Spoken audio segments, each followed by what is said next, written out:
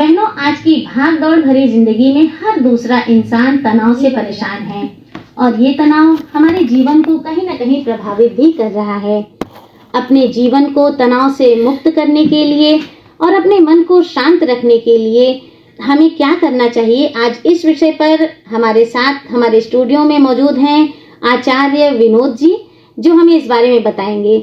तो आचार्य जी, आपका बहुत बहुत स्वागत है अपने कार्यक्रम अंगनैया में। बहुत बहुत धन्यवाद मनु जी आपका।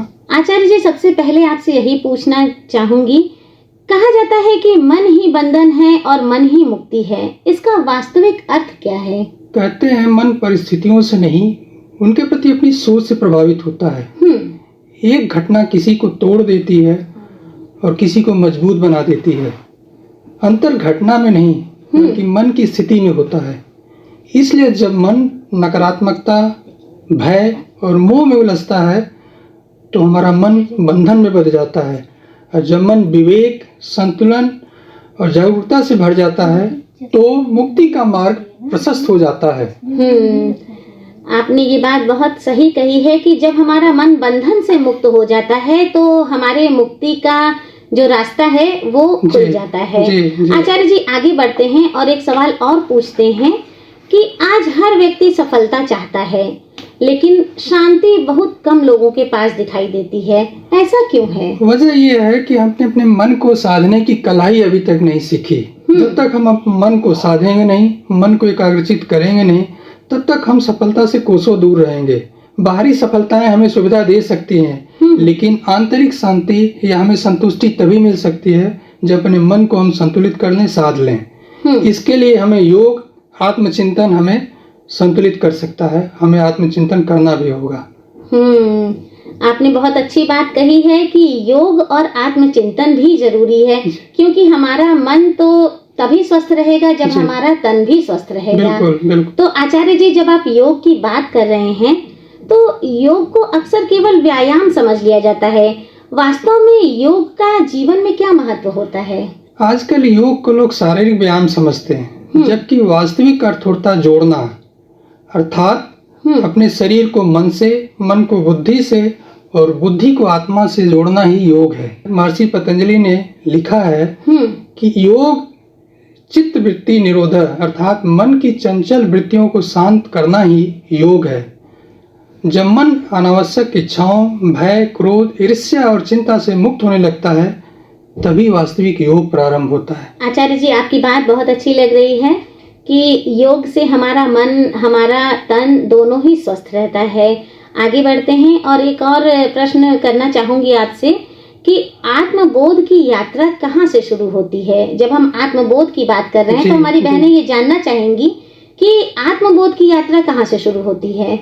आत्मबोध किसी पहाड़, जंगल या आश्रम से नहीं बल्कि अपनी ईमानदारी से ही शुरू होती है। जब हम अपनी कमियों और गुणों दोनों को स्वीकार करते हैं और अपने विचारों को आत्मसात करते हैं तो हर दिन थोड़ा बेहतर बनाने के प्रयास से ही आत्मबोध की यात्रा प्रारंभ होती है। अभी आपसे बात हो रही है आचार्य जी कि हम अपने मन को, अपने तन को योग और आत्मबोध के द्वारा कैसे और भी संतुलित रख सकते हैं। हमारी बहनें जो सुन रही हैं, हमें आपकी बात उन्हें बहुत ही अच्छी लग रही होगी, क्योंकि हम सभी अब तक ये जानते थे कि योग केवल एक व्यायाम है, बल्कि आज आपकी बातों से ये लगा कि योग एक ऐसा कीमती हीरा है हमारे लिए जो हमारे जीवन को अपने प्रकाश से भर देता है। आचार्य जी, आगे बढ़ते हैं। एक और बात पूछना चाहूंगी आपसे, यदि हमारे श्रोताओं को आज से ही मन को शांत रखने के लिए एक अभ्यास अपनाना हो तो वो क्या हो सकता है?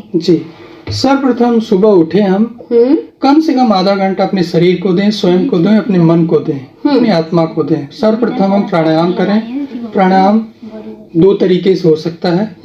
एक तो हम भस्त्रिका भी कर सकते हैं और एक हम अनुलोम विलोम भी कर सकते हैं। ठीक है। उसके बाद दिन भर कम से कम ऐसा समय रखें जो मोबाइल और अन्य व्यस्तताओं से दूर रहकर केवल स्वयं के साथ हम अपना समय बिताएं। यही छोटे छोटे अभ्यास धीरे धीरे मन को स्थिर करते हैं और जीवन में शांति का अनुभव बढ़ाते हैं। आचार्य जी, एक बात ये है कि हमारे ये जो व्यस्त जीवन हो गया है उसमें हमें बिल्कुल समय नहीं मिलता है कभी कभी अपने लिए, और खास करके जो घर की गृहिणियां होती हैं उन्हें तो अपने लिए बिल्कुल भी समय नहीं रहता है कि वो अपने लिए खाना भी खा सकें। कभी कभी तो नाश्ता और सारी चीजें भूल जाती हैं, बाकी घर के कामों में लगी रहती हैं। तो उनके लिए योग कितना आवश्यक है और वो कौन सा ऐसा अभ्यास करें जो अपने काम के साथ साथ वो योग पे भी ध्यान दे सकें? देखिए मनु जी, सबसे बड़ी बात यह है कि हमें सुबह नियम से उठ करके सबसे मस्ट चीज जो है प्राणायाम करें। हाँ? प्राणायाम में कई तरीके के प्राणायाम होते हैं, कई तरीके के आसन भी होते हैं।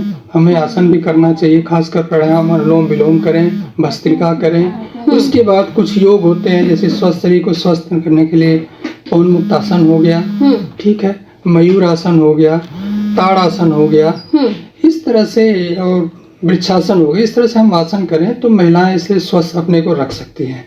एक बात और पूछना चाहूंगी आचार्य जी कि कुछ महिलाएं ऐसी होती हैं जिन्हें पैरों में तकलीफ होती है, कमर में तकलीफ होती है, तो ऐसे कौन से आसन हैं जो वो आराम से या तो जमीन पर बैठकर या फिर कुर्सी पे बैठ के या फिर जहां पर वो अपना बिस्तर लगा हुआ है उस पे भी बैठ के कर सके? क्योंकि प्रौढ़ महिलाएं कभी कभी बिल्कुल भी आसन नहीं कर पाती हैं और वो हमेशा परेशान रहती हैं, मन में अशांति चलती रहती है और भी शारीरिक परेशानी रहती है, तो वो कहती हैं कि हम योग नहीं कर पाएंगे। तो उनके लिए आप क्या कहना चाहेंगे? महिलाओं के लिए सबसे अच्छी चीज है कि लेट जाएं, उत्तान आसन लेट जाएं और पैर को पीछे करके उठाएं। अच्छा, कम से कम 4 से 5 बार करें। और साथ साथ एक आसन होता है भुजंग आसन। भुजंग आसन अगर हम 5 से 10 बार करते हैं तो उससे कमर और कंधे वगैरह हमारे मजबूत होते हैं और दर्द वगैरह गायब होता है। साथ साथ ताड़ासन करने से हमारी रीढ़ की हड्डी जो होती है, हमारा जो बैकबोन होता है, वो सीधा होता है। और साथ ही साथ वृक्षासन करने से भी थोड़ा ध्यान भी होता है और शरीर हमारी ठीक होती है, संतुलित होती है और मन हमारा शांत होता है। तो जो महिलाएं, जो बहनें हमें सुन रही हैं, आचार्य जी उनके लिए कितनी अच्छी बात बता रहे हैं कि अगर उनके पीठ में या पैर में कोई भी परेशानी है या दर्द है तो वो आराम से भी आसन कर सकती हैं। तो आचार्य जी एक बात और पूछना चाहूंगी कि कहा जाता है कि बच्चे बड़े चंचल होते हैं और उनका शरीर ऐसे ही स्वस्थ रहता है, तो क्या उनको भी योग करना जरूरी होता है? बिल्कुल, बच्चों के लिए देखिए पहले क्या होता था कि सुबह होती थी बच्चे खेलने निकल जाया करते थे। अब आज क्या है कि हर हाथ में मोबाइल हो गया, बच्चे भी दिन भर मोबाइल पे गेम खेल रहे हैं। पहले आउटडोर गेम होते थे, आजकल इंडोर खेलने लोग मोबाइल के रूप में। तो अगर बच्चे बाहर जाके खेलते हैं तो स्वस्थ रहते हैं, उनका मन का भी विकास होता है, उनके शरीर का भी विकास होता है। तो जितना वो खेलें उनका विकास होगा। नहीं खेलेंगे तो आजकल की स्थिति आप देख रहे हैं कितनी परेशानियां बढ़ रही हैं। आजकल की स्थिति तो बहुत ही खराब हो गई है, क्योंकि आपने सही कहा कि बड़ों के साथ साथ अब बच्चों के हाथ में भी मोबाइल आ गया है और वो बाहर खेलना छोड़ दिए हैं और घर में ही मोबाइल को लेकर हर समय व्यस्त रहते हैं। ऐसे क्या हो रहा है कि उनके मन में थोड़ा चिड़चिड़ापन और मन की शांति जो है वो खत्म होने लगी है। तो हम जब बात करते हैं आत्मबोध की, आत्मचिंतन की, तो बहनें ऐसा क्या करें जो वो मतलब अपने मन की शांति पा सकें? थोड़ी देर प्राणायाम करें, उसके बाद स्नान ध्यान करके प्रार्थना और ध्यान करें, दिन भर सत्य बोलने का प्रयास करें और किसी न किसी एक व्यक्ति की दिन भर किसी की निस्वार्थ भाव से सेवा करें। और छोटे छोटे अभ्यास, रात्रि सोने से पहले अपने दिन भर का जो भी कार्य किया उन्होंने उसका आत्ममंथन करें, अध्यात्म के प्रति अपनी रुचि दिखाएं, मंदिर जाएं, पूजा पाठ करें। इससे हमारा मन शांत भी रहेगा और हम अपना जीवन संतुलित ढंग से जी सकते हैं। आचार्य जी, जिस तरह से हमारे शरीर के लिए योग की आवश्यकता होती है, उसी तरह से हमारे मन को शांत रखने के लिए ध्यान की भी आवश्यकता होती है। तो आप हमारी बहनों को ऐसा क्या बताना चाहेंगे कि वो अपना मन शांत रखें, और जब मन शांत रहेगा तो उनका मन भी हर काम में लगेगा? जी, सबसे बड़ी बात मनोज जी है कि चाहे वो महिला हो चाहे कोई भी व्यक्ति हो, सूर्योदय से पहले उठना चाहिए। उठने के बाद उसे ध्यान अवश्य करना चाहिए। कम से कम 10 से 15 मिनट का ध्यान उसे दिन भर के लिए ऊर्जा प्रदान करता है। अच्छा जी, अगर वो ध्यान करता है तो उसका मन भी शांत रहता है और साथ ही साथ हम कुछ अलग करने के लिए दिन भर की एनर्जी इकट्ठा कर लेते हैं। जी, तो ध्यान हर व्यक्ति के लिए बहुत आवश्यक होता है। तो अपनी आंतरिक ऊर्जा बनाए रखने के लिए हमें ध्यान करना बहुत जरूरी होता है। जी। तो आचार्य जी, आज आप आए और हमारी बहनों को इतनी अच्छी जानकारी दी कि मन, योग और आत्मबोध का हमारे जीवन पर क्या प्रभाव पड़ता है, हमारे जीवन में इसका क्या महत्व है। इसके लिए आपका बहुत बहुत धन्यवाद। जी, बहुत बहुत धन्यवाद मनु जी आपका।